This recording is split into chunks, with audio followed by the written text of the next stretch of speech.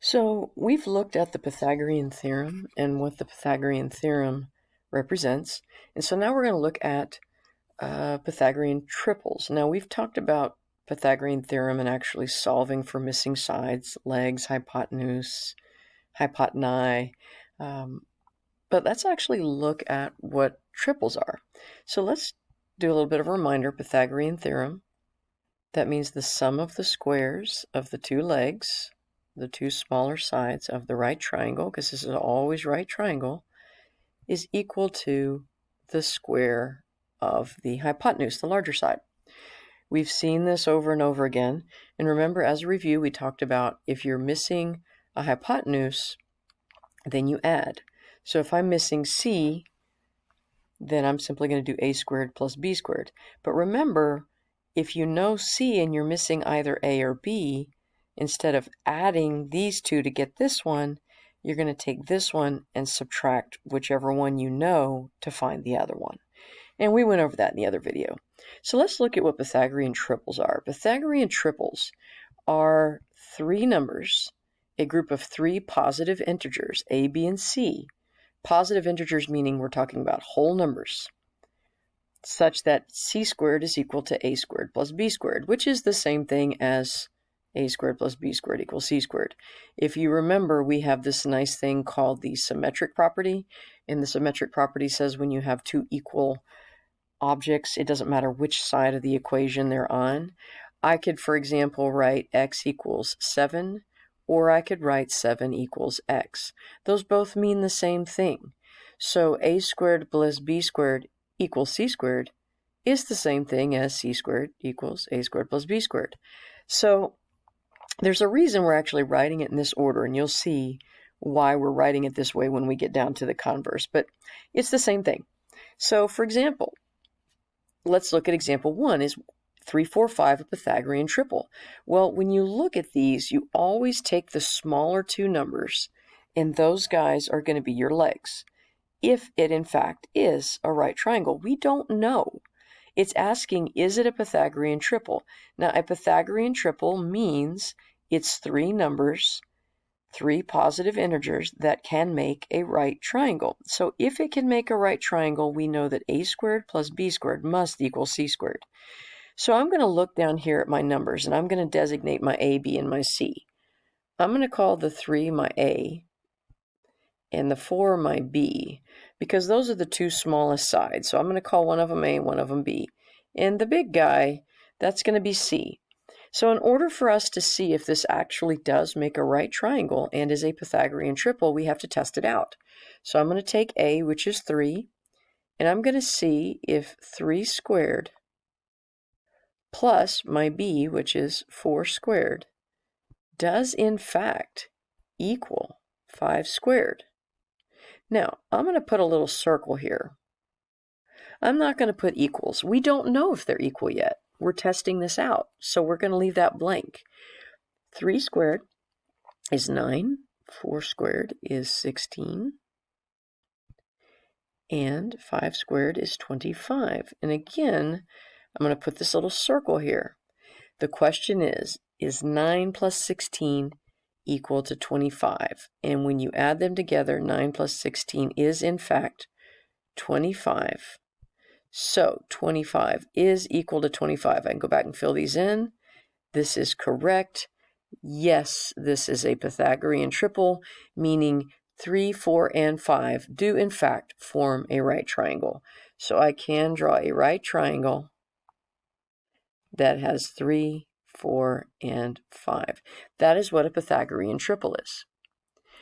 So the question is, what are some other Pythagorean triples?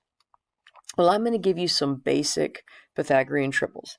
So 3, 4, 5, that's one of them, okay? And when we do Pythagorean triples, we can do multiples and all kinds of things, but I'm just going to give you some basics that you'll always see. And once you get used to these Pythagorean triples, you can actually apply them anytime you see a right triangle, and you won't even have to solve or do anything mathematical because you'll just recognize straight up. For example, let's go back to this one. If I see a right triangle now with 3 as one leg and 5 as the hypotenuse, I can automatically say it's 4 because 3, 4, 5 is the Pythagorean triple. So let's look at some other Pythagorean triples that we can have. Now, the first one is, we're going to move up a side, is a 5, 12, 13. 5, 12, 13. 5, 12, 13 is a Pythagorean triple. So anytime you have a right triangle with a leg of 5 and a leg of 12, the hypotenuse will be 13. So 5, 12, 13 always works as a Pythagorean triple.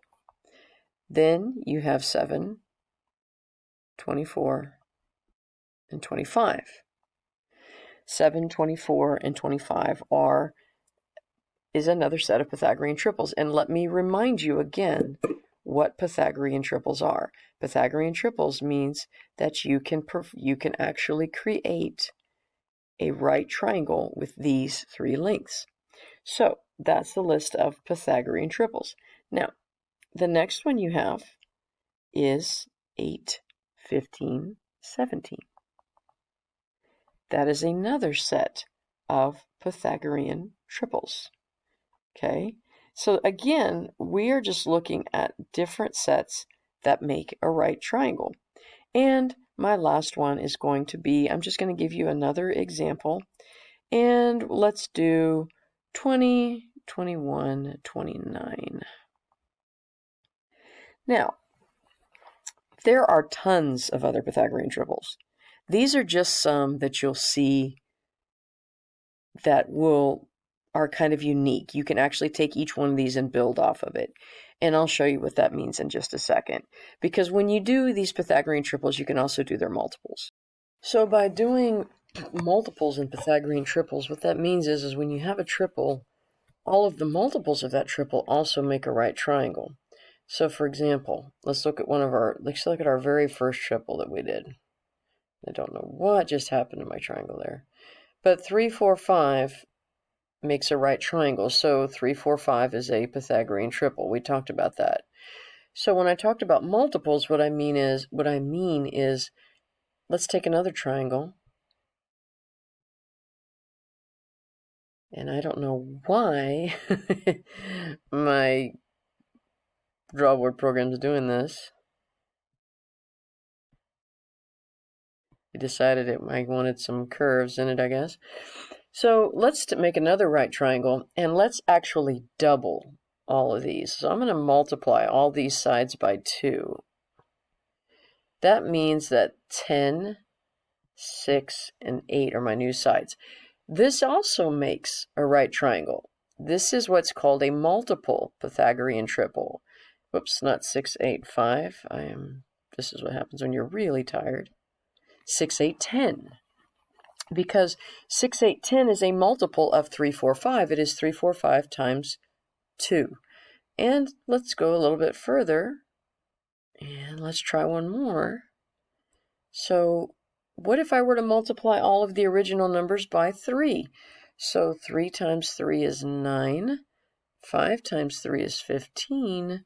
And 4 times 3 is 12.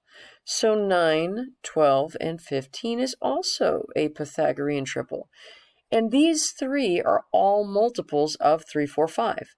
So basically you can take any Pythagorean triple and its multiples will also make a right triangle. So let's look at some of the Pythagorean triples that we looked at. Remember we looked at 5, 12, and 13. Well, since 5, 12, and 13 makes a Pythagorean triple, I can pull the old double. I can double all these. 10, 24, 26 will also make a right triangle. That's me taking all of these guys, and multiplying by 2. And if I wanted to multiply by 3, again, the same thing. I'm going to take these originals and multiply them by 3. 5 times 3 is 15. 12 times 3 is 36. 13 times 3 is 39. So 15, 36, 39 also makes a right triangle. So when I told you multiples of the Pythagorean triples make right triangles, this is what I was looking at. Let me show you one more. The 8, 15, 17 triangle, that's a Pythagorean triple. So that also means that if I multiply all these by 2, 16, 30, and 34 will also make a right triangle. And if I multiply them all by 3, 8 times 3 is 24. 15 times 3 is 45. 17 times 3 is 51. Those also make a right triangle. So that's how Pythagorean triples work with multiples. So again, Pythagorean triples are any three positive integers such that a squared plus b squared equals c squared. And that's how you know if you can make a right triangle. And the multiples of those also make right triangles. So if 3, 4, 5 makes a right triangle, so does 6, 8, 10. It's double, and 9, 12, 15. It's triple. And you could keep going. It's quadruple, it's quintuple. You could keep multiplying out. But these are all Pythagorean triples.